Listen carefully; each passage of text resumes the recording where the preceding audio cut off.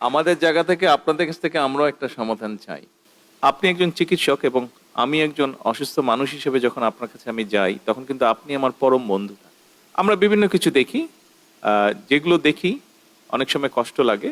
এত শত জ্ঞানী এবং গুণীর ভিড়ে আমাকে বক্তব্য দেওয়ার, আমার ভাবনা প্রকাশের সুযোগ দেওয়ার জন্য কৃতজ্ঞতা জ্ঞাপন করছি।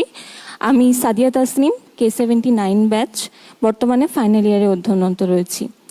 মাননীয় প্রধানমন্ত্রী, আমাদের ঢাকা মেডিকেল কলেজ হাসপাতালের পুরনো বিল্ডিংটা, এটা 1904 সালে নির্মিত এবং সেটাও তৈরি হয়েছিল সচিবালয় হিসেবে, যেটা বর্তমানে আধুনিক হাসপাতালের কাঠামো অনুযায়ী নয়। এবং আমাদের ইনডোর, বিভিন্ন ডিপার্টমেন্টের ইনডোর, আউটডোর, ইমার্জেন্সি রুম, ওটি এবং আইসিইউ, এগুলো খুঁজে পেতে শুধু রোগীদেরই না, আমাদেরও যথেষ্ট সমস্যার সম্মুখীন হতে হয়। ভবনের বিভিন্ন অংশ ইতোমধ্যেই ঝুঁকিপূর্ণ হয়ে গিয়েছে এবং রোগীর সংখ্যা হাসপাতালের ধারণ ক্ষমতার তুলনায় অনেক বেশি। এই সমস্ত কিছুর সমাধানে একটি প্রকল্পের কথা আমরা অনেকদিন যাবৎ শুনে আসছি, যে নতুনভাবে একটি প্রকল্প তৈরি হবে, যেখানে আমাদের হাসপাতাল নতুনভাবে তৈরি করা হবে, কিন্তু এর কোনো বাস্তবায়ন আমরা এখনো দেখি নাই।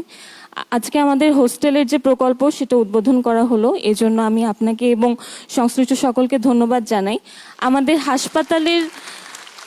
আমাদের হাসপাতালের ভবনটি নির্মাণের যে প্রকল্প, সেটারও দ্রুত উদ্বোধন এবং বাস্তবায়নের অনুরোধ জানাচ্ছি। এবং একই সাথে আরও একটি সমস্যার কথা জানাতে চাই। আমাদের ক্লিনিক্যাল ক্লাসগুলোতে আমরা অনেক জনের একটা গ্রুপ থাকে, কিছু ক্ষেত্রে 32 জন বা এরও বেশি সংখ্যক মানুষ মিলে আমাদেরকে ওয়ার্ডে ক্লিনিক্যাল ক্লাস করতে হয়। তো আমাদের ফ্যাকাল্টি যারা আছেন তারা যথেষ্ট চেষ্টা করেন, তাদের সর্বোচ্চ চেষ্টা করেন, কিন্তু এরপরেও সার্বিক পরিস্থিতি মিলিয়ে আমাদের আগ্রহ, আমাদের মনোযোগ ধরে রাখা এবং আমাদের যে ক্লিনিক্যাল স্কিল, সেটা প্রপারলি ক্লাসে শেখা, এটা আমাদের জন্য যথেষ্ট চ্যালেঞ্জিং হয়েছে। এই সমস্যার সমাধানে আমি মনে করি আমাদের ঢাকা মেডিকেল কলেজের আসন সংখ্যা, যেটা বর্তমানে 230 বা 240, এটা কমিয়ে 150 বা এর চেয়েও কম করা প্রয়োজন।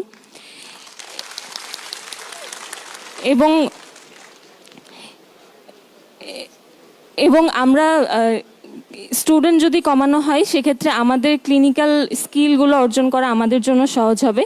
এবং একই সাথে মেডিকেল ভর্তি পরীক্ষার যে প্রশ্ন কাঠামো, সেটা বর্তমানে আছে 100টি MCQ এর 1 ঘন্টার একটি পরীক্ষা।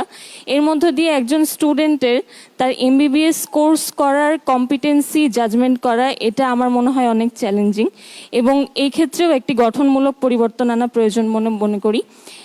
এই দুটো বিষয়ে আপনাদের মাননীয় প্রধানমন্ত্রী, আপনার, ম্যামের এবং সংশ্লিষ্ট সকলের সহযোগিতা কামনা করছি। ধন্যবাদ।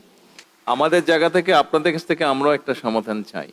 আমরা জানি, আমি আমার বক্তব্য বলবো, আমি জানি আমরা সকলে এখানে মানুষ, আমাদের দুঃখ, কষ্ট, ব্যথা, পরিবার পরিজন সব কিছু আছে।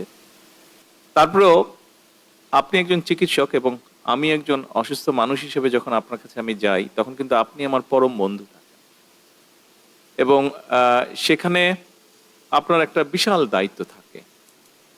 আমরা বিভিন্ন কিছু দেখি, যেগুলো দেখি অনেক সময় কষ্ট লাগে, তবে আপনাদের কাছে আমাদের যেটা প্রত্যাশা থাকবে, এই দেখার বিষয়গুলো দিন দিন যাতে কমে আসে, আপনাদের কাছে এই প্রত্যাশা থাকবে। আমাদের কাছে, আমরা যারা ডাক্তার না, তাদের এই প্রত্যাশা থাকবে আপনাদের কাছে, যে যেই বিষয়গুলো নেতিবাচক, যেই বিষয়গুলো আমরা দেখি বিভিন্নভাবে, সেগুলো ইনশাল্লাহ দিন দিন কমে আসবে। ওটা কমে আসলে এটাও ইনশাল্লাহ ভালোর দিকে যাবে, আমি আশা করি।